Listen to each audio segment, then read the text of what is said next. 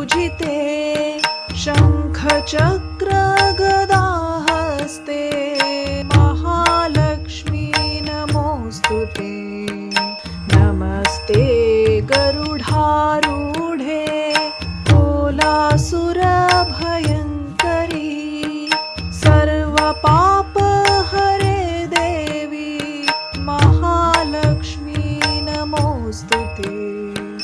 सर्वज्ञे सर्ववरदे सर्वदुष्टभयङ्करी सर्वदुःखहरे देवी महालक्ष्मी नमोऽस्तुते सिद्धिबुद्धिप्रदे देवी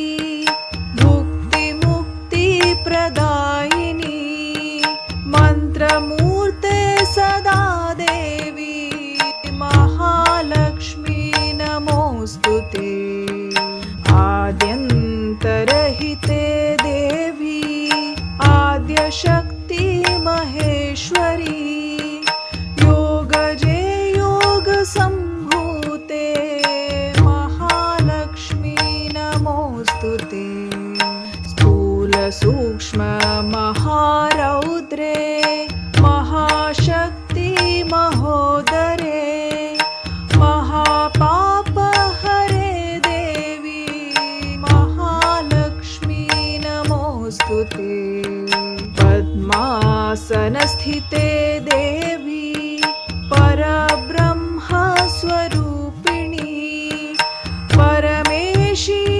जगन्मातः महालक्ष्मी नमोऽस्तुते श्वेताम्बरधरे देवी नानालङ्कारभूषिते जगत्स्थिते जगन्मातः महालक्ष्मी नमोऽस्तुते महालक्ष्म्यष्टकं स्तोत्रं यः पठेत् भक्तिमान् नरः सर्वसिद्धिमवाप्नोति राज्यं प्राप्नोति सर्वदा एककाले पठे नित्यं महापापविनाशनं द्विकालं यः पठे नित्यं धनधान्यसमन्वितः त्रिकालं यः पठे नित्यं महाशत्रुविनाशनं